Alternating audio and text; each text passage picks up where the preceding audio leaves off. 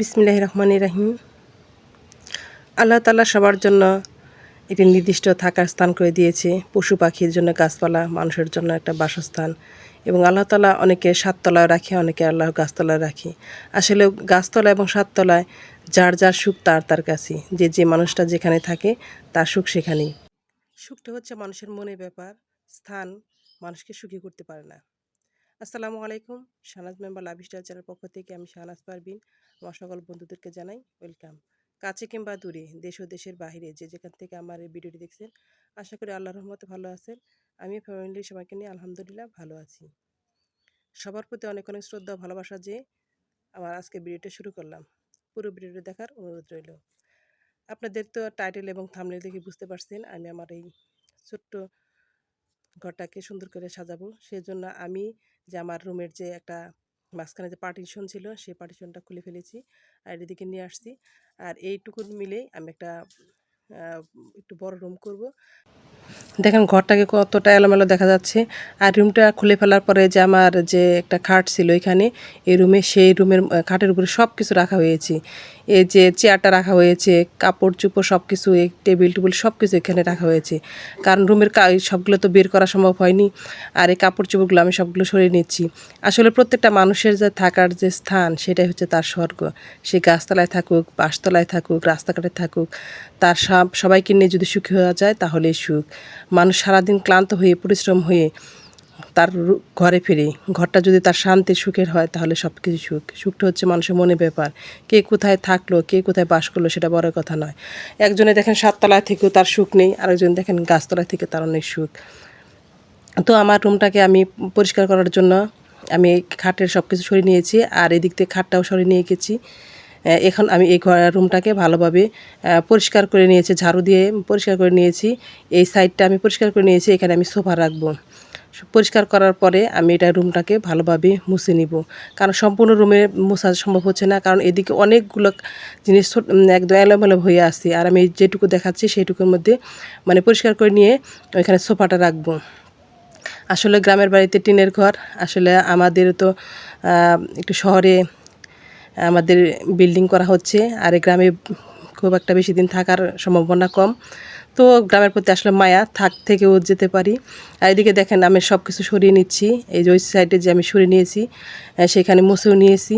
তারপরে দেখেন এই যে সোফাগুলো ভালোভাবে পরিষ্কার করে একদম ঝেড়ে টেরে, আর এই যেখানে সোফা রাখবো তার আগে ভাবলাম যে আরেকটা বার পরিষ্কার করে নিই, তা না হলে এই সোফার নিচে যে যাবে সেটাগুলো আর পরিষ্কার করা সম্ভব হবে না।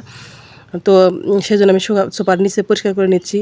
আসলেও সবাই চায় তার ঘরটাকে সুন্দর করে পরিপাটি করে সাজিয়ে রাখতে। আমিও সেরকম, আমার আসলেও এটা একটা অভ্যাসে পরিণত হয়ে গেছে। আমার 2 বছর বা 1-1.5 বছর পরে আমি ডিজাইন যদি চেঞ্জ না করি আমার একটু ভালো লাগে না। মনে হয় একটু লুকটা পরিবর্তন করলে দেখতেও সুন্দর লাগে আর মনটা অনেক রকম পরিবর্তন হয়ে যায়। একই ডিজাইন আমি বেশি দিন রাখতে পারি না, সেজন্য আমাকে অনেক কথা শুনতে হয়, অনেক গালাগালি শুনতে হয়। তবুও আমি এরকম করি। অনেকে আছে যে আজকে যদি আমার ঘরে আসি, 2-1 মাস পরে যদি আমার বাড়িতে আসে, সে দেখবে যে অন্যরকম ডিজাইন, বলবো তুমি আবার এরকম করেছো। এটা আসলে আমার ভালো দিক না মন্দ দিক আমি বুঝতে পারি না। অনেকটা পরিশ্রম হয়, তবুও আমি করতে হয়। তো সোফার এই সাইডের যে সাইড টেবিলগুলো আমি পরিষ্কার করে নিচ্ছি, একটু মুছে নিচ্ছি। আর দেখেন কত নোংরা, ছোটো বাবু সেই বালতির পানি দিয়ে খেলা করছে, কারণ ও খুব ডিস্টার্ব করছে, সেজন্য একটু খেলা করছে, তাও কিছু বলছি না। আর দেখেন ঘরে কত ময়লা হয়ে গেছে, আমি সব কিছু টেনে টুনে এগুলো অনেকগুলো বাহিরে নিয়েছি, আলমারি কাপড়গুলো সব বাইরে রেখে দিয়েছি। আর যে ঘরের যে বিছানা টিছানা সবগুলো, দুটো খাটের তোষক, কাঁথা কম্বল যা আছে সবগুলো বাইরে নিয়ে এসেছি। আর কিছুগুলো এখানে নিয়ে আসছি। আর এগুলো আমি কিছুটা ভাঁজ করে নিয়েছি, ভাঁজ টাজ করি। আর এই যে খাটটা দেখছেন, এটা আমি পাশেই রুম যে করেছি সেইখানে আমি সব কিছু গুছিয়ে নিয়েছি। পাশেই রুমে এটা গুছিয়ে নিয়েছি। আর এগুলো যে জায়নামাজ এবং অন্যান্য তোয়ালে এগুলো সব কিছু গুছিয়ে নিচ্ছি। আসলে অনেকটা সময় লেগেছে। আমি সকালবেলায় এই কাজগুলো করে গোসল করে নিয়েছিলাম, খাবার খেয়ে নিয়েছি। আর এগুলো কাজগুলো যাতে তাড়াতাড়ি করতে পারি, ঘর দরজা সব কিছু মুছে পরিষ্কার করে শোকেস আলমারি এগুলো সব টেনে টুনে অনেকটা অস্থির। সম্পূর্ণ আমি ভিডিওতে দেখাতে পারিনি, কারণ ভিডিওতে দেখাতে অনেক ভিডিওটা বড় হয়ে যাবে। আর এতটা ক্লান্ত, এতটা রাগের মতো হয়েছিল, মনটা খুব খারাপ লাগছিল যে কি একটা শুরু করে দিয়েছি। প্রায় আমি এই কাজগুলো করি, আসলে আমার এগুলো করা উচিত না, কিন্তু আসলে যখন এটা সুন্দর হয়ে যায়, ভালো হয়, তখন খুব ভালো লাগে। এখন এই যে সোফার এই সাইডে আমি টেনে টুনে নিয়েছিলাম যে সেইগুলো ভালোভাবে ঝেড়ে নিচ্ছি। আর আমার যে পুরনো যে ম্যাক্সি আছে সেই ম্যাক্সিটা আমি নিচে বিছিয়ে দিচ্ছি, কারণ অনেক গ্রামের বাড়িতে অনেক ধুলাবালি পড়ে, নিচ থেকে যাতে কোনো ধুলাবালি পড়ে সোফার এই ফোমগুলো যাতে নষ্ট না হয়, সেই জন্য আমি এই দুটো ম্যাক্সি বিছিয়ে দিয়েছি। তার উপরে আমি এই সোফার এগুলো বিছিয়ে দিয়ে নিব। আমার ভাই আপুদের একটু মনে করে দিতে চাই, আমার ভিডিওটির কোথাও কোনো অংশ যদি আপনাদের একটু ভালো লেগে যায়, প্লিজ একটা লাইক দিয়ে ভিডিওটি কন্টিনিউ করবেন। আসলে আমরা যারা ভিডিও দিয়ে ব্লগ করি তাদের অনেক পরিশ্রম করতে হয়, আমাদের কাজটাকে অনেকটুকু ভিডিও করতে হয়, আবার কাজ করতে হয়, আবার এগুলো এডিটিং বেশ 4-5 ঘন্টা সময় লেগে যায় এই কাজগুলো করতে। আমরা মনে অনেক আশা নিয়ে এই কাজগুলো করি। আপনাদের কাছে অনুরোধ রইল, আপনারা ভিডিওটা লাইক দিয়ে দিবেন। আর যদি আপনাদের আমার ভিডিওটা কোথাও কোনো অংশ ভালো লাগে, প্লিজ আমার চ্যানেলটা সাবস্ক্রাইব করবেন। আর এদিকে দেখেন আমি ঘরটা ভালোভাবে ওই রুমটুকু করার পরে আবার ভালোভাবে মুছে নিচ্ছি। সমস্ত রুমগুলো ভালোভাবে পরিষ্কার করার পরে এখন আবার মুছে নিচ্ছি। মুছে নেওয়ার পরে আবারও বিকেলে আমাকে গোসল করতে হবে, কারণ দুপুরে একবার গোসল করেছি, আবার সবগুলো পরিষ্কার করে পরিচ্ছন্ন করে সব কিছু করে আবার আমাকে গোসল করতে হবে। এই দেখেন আমার ছোটো বাবুটাও সাথে সাথে আমার অনেক কাজ করছে, সাথে সাথে দুষ্টুমি করছে, কাজও করছে। আর এই যে দেখেন, এটা আসলে গ্রামের বাড়ির পাকা ঘর, এরকম ময়লা হয়ে যায়। আর আমার বাড়িতে ঘরের মধ্যে তো কোনো বারান্দা নেই, সব ধুলোবালি একবার উঠোন থেকে উঠোন ঝাড়ু দিলে সব ধুলোবালি ঘরে আসে। ঘরটা বন্ধ করে রাখলেও বারবার এটা মুছতে হয়, বারবার পরিষ্কার করতে হয়। প্রত্যেক মানুষেরই আশা থাকে তার মেয়েটাকে, তার ঘরটাকে খুব সুন্দর করে পরিপাটি করে রাখার। আসলেও সবারই তাই উচিত, যার যা আছে সেটুকু নিয়ে সে শান্ত থেকে ভালোভাবে পরিষ্কার করে পরিচ্ছন্ন করে রাখলেই মনটাকে ভালো লাগে। আর মনটা যখন ভালো হয় সবই ভালো লাগে, সে যে কোনো কাজকর্ম করতে ভালো লাগে। আমি একটু আমার ঘরের লুকটাকে চেঞ্জ করেছি। আর এদিকে যা যা ছিল সবগুলো পরিষ্কার করে সব কাপড় চোপড় গুছিয়ে সব আলমারিতে সব কাপড় নিয়ে নিয়েছি। আর আলমারিটা আমার এইদিকে ছিল, সব টেনে টুনে সব এগুলো গুছিয়ে নিয়েছি। আসলে মনটা যদি ভালো থাকে সবই ভালো লাগে। তো আপনারা যদি আমার ভিডিওটি কোথাও কোনো অংশ ভালো লাগে, প্লিজ অবশ্যই একটু লাইক দিয়ে দিবেন। আপনাদের বারবার একটা লাইক দিতে বলছি, কারণ আপনাদের একটা লাইকই আমার এই চ্যানেলটাকে সামনের দিকে এগিয়ে নিয়ে যেতে পারি। আমার বাড়িতে 4টা ঘর। আমার ঘরের সাথে যে ঘরটা সেটায় আমার শ্বশুর শাশুড়ি থাকে। আর যে আমার ঘরের সামনাসামনি যে ঘরটা সেখানে আমার ভাসুরে থাকে। আর যে আমার ঘরের পাশে রান্নাঘর, তার পাশে যে একটা ঘর আছে সেটার মধ্যে ঢেকি ঘর। অনেক ভিডিওতে আপনারা ঢেকি ঘরটা দেখেছেন। এই ঢেকি ঘরের সাথে মাচা আছে। আর এদিকে আমার যে ভাসুরের ঘর আছে সেখানে একটা মাচা ঘর আছে, সেটা আর কি পর্দা দিয়ে ঢাকা আছে। আর আমার শাশুড়ির যে ঘর থাকে সে ঘরে কোনো মাচা টাচা নাই। আমরা এইভাবেই এই পাশাপাশি রুমেই ভিতর দেওয়ার রাস্তা আছে, এইভাবে আমরা চলাচল করি। আর আমার রুমের সাথেই ওয়াশরুম আছে, সেখানে আমার শাশুড়ি এবং আমরা গোসল করি, বা ওইখানেই আমাদের যে ওয়াশরুম করার ব্যবস্থা আছে। আজকে আমি আমার বেডরুম টুরটা দিলাম। এর পরবর্তীতে আমার বাড়ির চারদিকটা আপনাদের দেখাবো, আমাদের কয়টা ঘর কী কী আছে সব কিছু আপনাদের সাথে শেয়ার করব। আসলেও সব ঘরেতে আমাদের আলমারি, শোকেস আলমারি সব কিছুই আছে, যার যার মতো মানে যার যার সুবিধা মতো সেখানে রেখেছি। র্যাক ট্যাক সব কিছু গ্যাসের চুলা অন্যান্য রুমে যেটা যেখানে প্রয়োজন সেখানেই রেখেছি। তো আমি এগুলো সব কিছু গুছিয়ে নিচ্ছি। আসলেও এই ঘরটার কিছুটা মেরামত করতে হবে, সেজন্য কিছুদিনের মধ্যে সুতার এসে এই ঘরটা কিছুটা মেরামত করবে। সেজন্য আমার যেটুকু পারি সেটুকুই আমি সুন্দর করে গুছিয়ে নিয়েছি।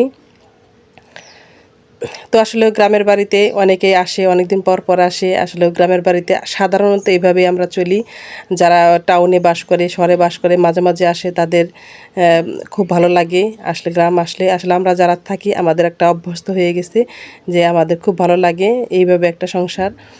তো দেখেন আমার যে রুমটা, এখানে আমার ল্যাপটপ আছে, আর পাশে এই যে সোফার পাশে আমি এই যে একটা কোরআন রেখেছি, ওইখানে আমি কোরআন তেলাওয়াত করি।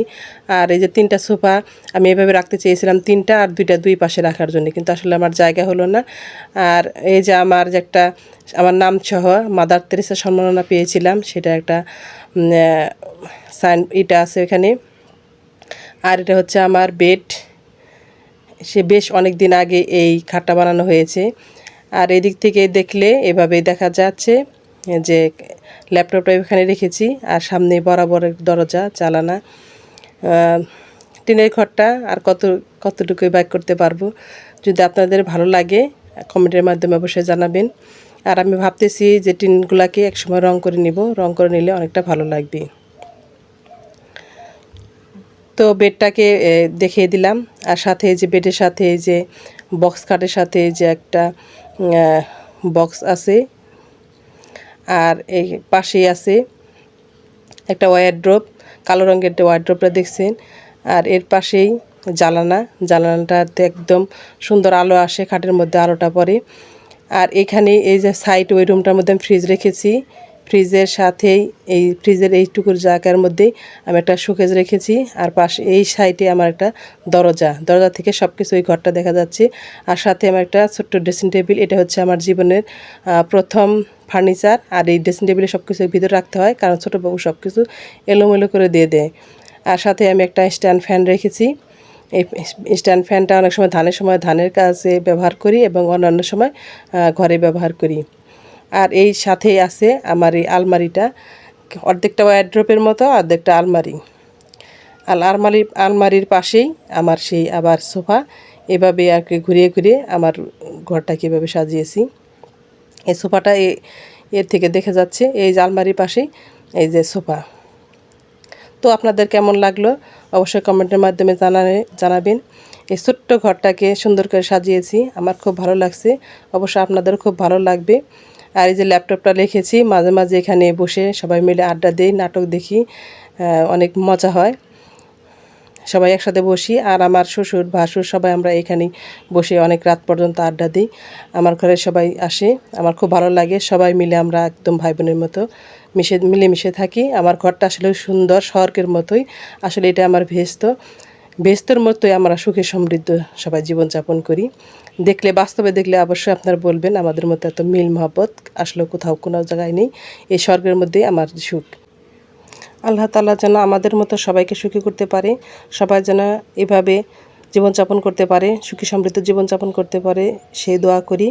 সবার প্রতি অনেক অনেক ভালোবাসা এবং শ্রদ্ধা জানিয়ে, এবং সবাইকে আমাদের জন্য দোয়া করার জন্য দোয়া করবেন, এই আপনারা যেন আমাদের জন্য দোয়া করেন, এই কামনা করে আমি আমার আজকের ভিডিওটি এখানে শেষ করছি। আল্লাহ হাফেজ, আসসালামু আলাইকুম।